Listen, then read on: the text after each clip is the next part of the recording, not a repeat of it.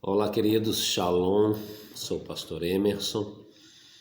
Quero trazer uma meditação da palavra do Senhor, aquilo que Deus tem ministrado ao meu coração nos últimos dias. Temos meditado sobre os princípios de uma vida cristã saudável ou uma vida espiritual saudável. A nossa vida em Cristo, ela tem o propósito, o fundamento de trazer o caráter de Cristo em nós. A nossa espiritualidade, ela não é construída por meio de ideologias meramente humanas, vontade própria de cada indivíduo, ou de quaisquer guru espiritual, ou sacerdotes, profetas, ou seres na terra que se dizem dotados da verdade e então levam multidões a seguir uma maneira específica de viver segundo aquilo que ele recebeu de alguma experiência pessoal da sua vida. Queridos, a nossa espiritualidade, a nossa vida espiritual, ela tem um só fundamento, se chama Bíblia Sagrada. As Escrituras é o meio pelo qual cada um de nós podemos edificar uma vida espiritual saudável. A sua vida espiritual, a sua espiritualidade, ela tem que centralizar em Cristo Jesus. Cristo nos deu uma conduta, Cristo nos deu um modelo, segundo as Escrituras, nós devemos construir. Nós devemos edificar essa vida espiritual baseada na sua palavra. Nesse momento eu quero trazer um princípio que está descrito no livro de Mateus capítulo 7. Vou falar de um princípio nesse momento, numa reflexão breve, mas eu creio que pode ser abençoador para a vida de cada um de nós. Esse primeiro princípio que eu quero falar agora, nesse momento, é o cuidado com a língua. Pode parecer um pouco estranho, talvez, você falar de espiritualidade, falar de uma vida espiritual saudável e você pensar em língua. Às vezes pensamos na espiritualidade, falamos só de orar, jejuar, ler a Bíblia, mas às vezes tem muitas pessoas que oram oram sem fim, pessoas que jejuam intensamente, pessoas até que leem a Bíblia, mas às vezes, queridos, essas conexões não passa de uma ocupação religiosa na sua vida. A sua vida de oração não é mais do que uma mera religiosidade, o seu jejum não passa de uma mera religiosidade, a sua leitura bíblica não passa de uma mera religiosidade. Aí você pensa assim, mas pastor, que loucura é essa? Eu estou orando, estou jejuando, estou lendo a Bíblia e você está falando que isso é uma mera religiosidade. Pois é, queridos. Se eu não estiver com o meu coração inclinado a entender que a prática desses princípios tem que me transformar, que a prática da oração, a prática do jejum, a prática da palavra, ela tem que entrar para dentro de mim, me fazer uma nova criatura. Se minha vida não estiver sendo transformada, se minha vida não estiver sendo cada dia mais regenerada pelos meus atos de justiça espiritual, que supostamente tem que transformar, e se não transformam, está tudo errado. Então, a sua intensa oração, a sua intensa vida de jejum e da palavra, primeiramente tem que transformar, tem que trazer uma reflexão pessoal transformadora. E por que eu falo isso? Porque dentro desse princípio que eu quero falar aqui hoje, primeiramente, que é o cuidado com a língua, muitos nós cristãos somos profundamente pecadores quanto à língua. O quanto nós falhamos, o quanto a igreja, eu sou pastor de igreja há 20 anos, e o quanto nós sofremos, o quanto eu vejo a igreja patinando, porque a língua dos crentes não é uma língua saudável. A difamação, os julgamentos, a autojustiça, tudo são coisas que predominam intensamente e depois a língua solta intensamente tudo isso. Então, queridos, para uma vida espiritual saudável, nós temos que cuidar da língua. Isso eu falo não é apontando o dedo para ninguém, eu estou falando para mim mesmo. Eu oro ao Senhor, eu clamo ao Senhor para que a minha língua seja uma língua saudável, uma língua edificadora, uma língua que abençoa, pois o Senhor nos confronta quanto à realidade, queridos, que nós não podemos ter duas fontes. A nossa fonte tem que ser somente uma, genuína, uma fonte que edifica, uma fonte que abençoa, uma fonte que jorra vida e não maldição. Não pode haver duas fontes em mim, bênção e maldição, pois a mesma fonte que jorra bênção não pode jorrar maldição. Então temos que ter cuidado com a nossa língua para que nós possamos edificar uma vida cristã, uma vida espiritual saudável. O texto de Mateus capítulo 7 diz assim: não julgueis para que não sejais julgados, porque com o juízo que julgardes sereis julgados, com a medida com que tiverdes medido, vos hão de medir a vós. E por que reparas tu no argueiro que está no olho de teu irmão? Não vês tu a trave que está no teu olho? Ou como dirás a teu irmão, deixa-me tirar o argueiro de teu olho, estando uma trave no teu? Hipócrita, tira primeiro a trave do teu olho, e então cuidarás em tirar o argueiro do olho do teu irmão. Veja bem, queridos, aqui nós temos uma exortação, um princípio. Jesus está aqui em 3 capítulos determinantes, instruindo o povo, instruindo aqueles que são seus discípulos, a como construir o caráter de uma vida cristã, a como ter uma qualidade de vida espiritual, aonde as conexões, aonde o buscar, aonde o entrar no reino funciona. Muitas pessoas entram na vida cristã, muitas pessoas caminham nas igrejas e não veem resultados na sua vida porque não se conecta aos princípios. O que faz com que Deus me ouve, o que faz com que Deus esteja presente na minha vida, o que faz com que o que eu ore e peça ao Senhor traga resultados, é quando eu estou ligado aos princípios do reino. Se você não estiver ligado aos princípios, o Senhor não tem compromisso com você. Deus só tem compromisso conosco quando nós nos comprometemos com aquilo que Ele diz, com aquilo que a Sua palavra diz, com aquilo que os princípios determinam para a nossa vida. E um dos princípios que eu tenho que ter cuidado é com a língua, com o que eu falo, com o que eu estou focado, porque, queridos, muitas das vezes nós vemos pessoas intensamente focadas na sua vida, preocupadas tão somente com a conduta alheia, preocupados com o que o outro faz e não faz, com o que o outro está fazendo ou não está fazendo, como o outro está vestindo ou não está vestindo, com a opinião, isso e aquilo, e vivemos uma vida contínua de julgamentos, de apontar os dedos, de olhar as falhas, de olhar as questões alheias e esquecemos de nós próprios.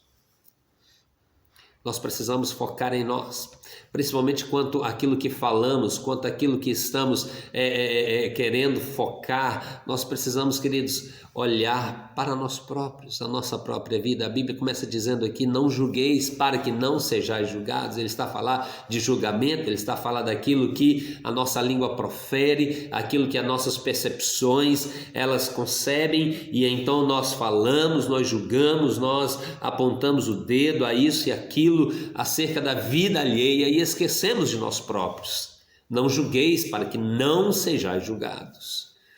Porque se eu julgo, eu estou trazendo juízo divino sobre a minha vida. Pois quem tem poder para julgar alguém é Deus. Quem tem poder para determinar as condições alheias é só o Senhor. O que eu tenho condição para fazer e que devo fazer é amar, é perdoar, é ajudar, é auxiliar, é aconselhar.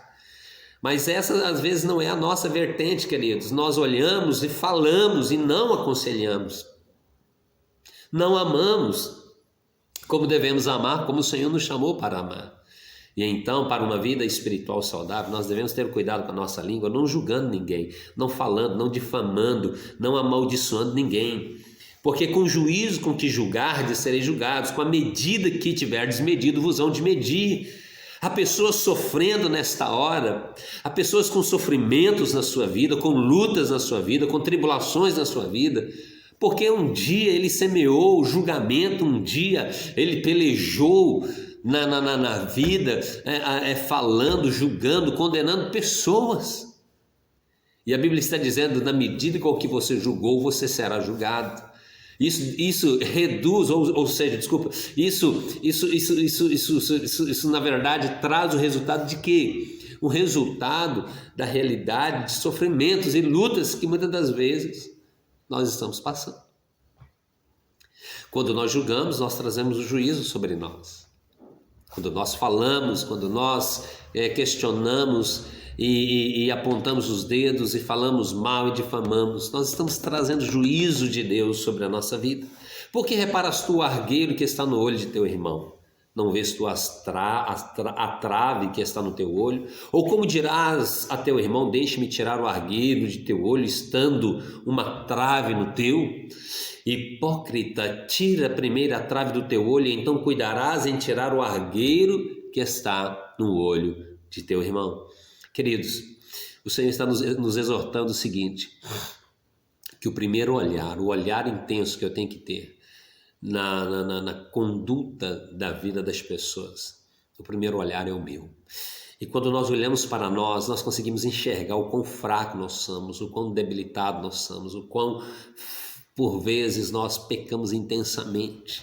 E quando nós conseguimos olhar para a nossa estrutura e saber que nós somos pó, que nós também falhamos e erramos como qualquer um nessa vida, nós passamos a olhar o nosso irmão, o nosso alheio, de uma forma completamente diferente. Nós temos que ter esse cuidado com a nossa língua, com o que nós julgamos, com aquilo que nós falamos. A língua é um elemento na vida que pode edificar, mas pode destruir intensamente. O Salmo capítulo 34, versículo 12 e 13 diz assim: quem de vocês quer amar a vida e deseja ver dias felizes?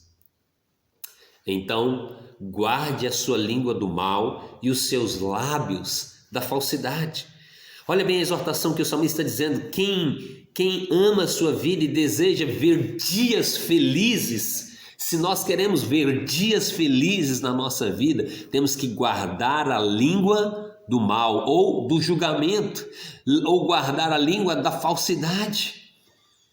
Veja bem, querido, se nós queremos construir, se queremos ver dias felizes na nossa vida, se nós não guardarmos a nossa língua, se nós não cuidarmos da nossa língua, do que falamos, não falamos, julgamos, não julgamos as pessoas, o contrário disso é uma vida infeliz.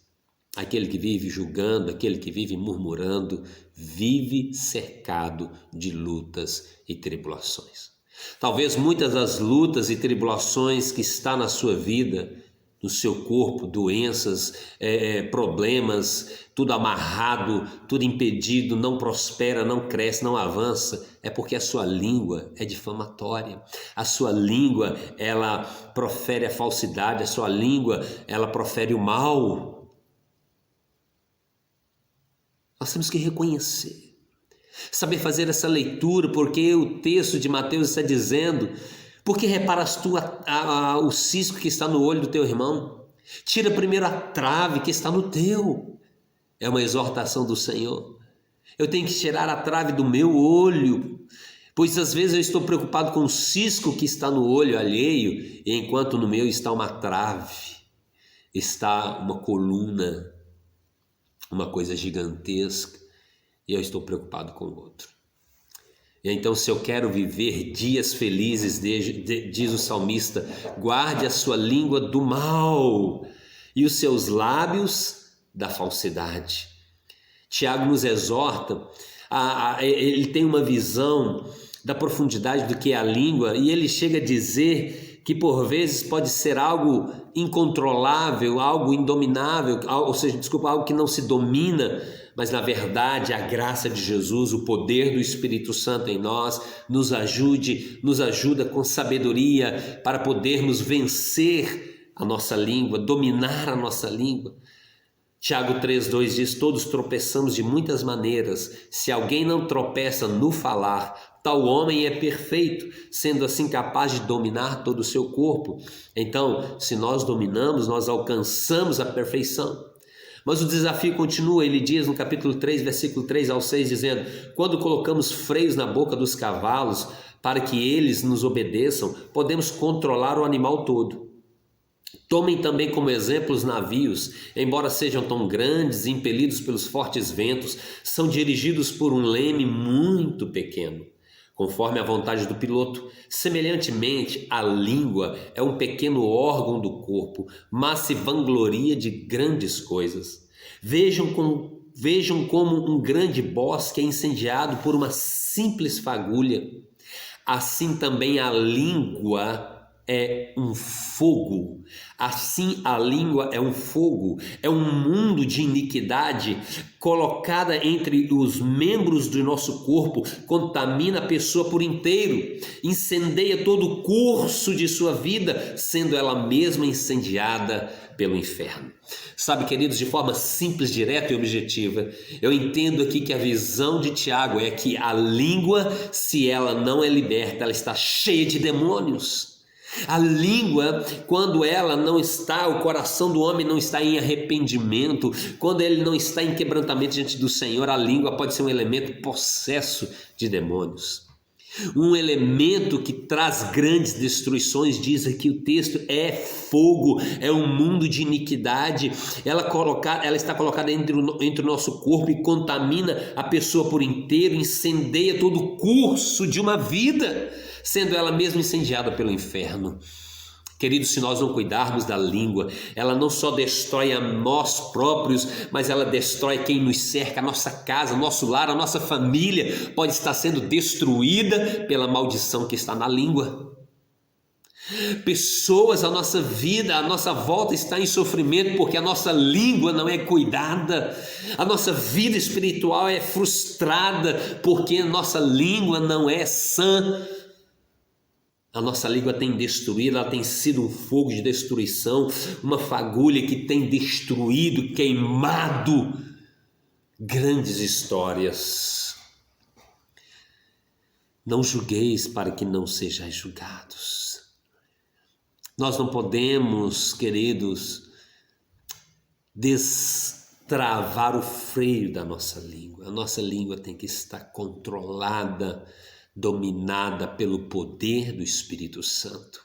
Por isso o Senhor nos chama a ter uma vida cheia do Espírito Santo, pois com a graça de Deus e com o poder do Espírito Santo em nossa vida, nós podemos controlar toda a nossa língua.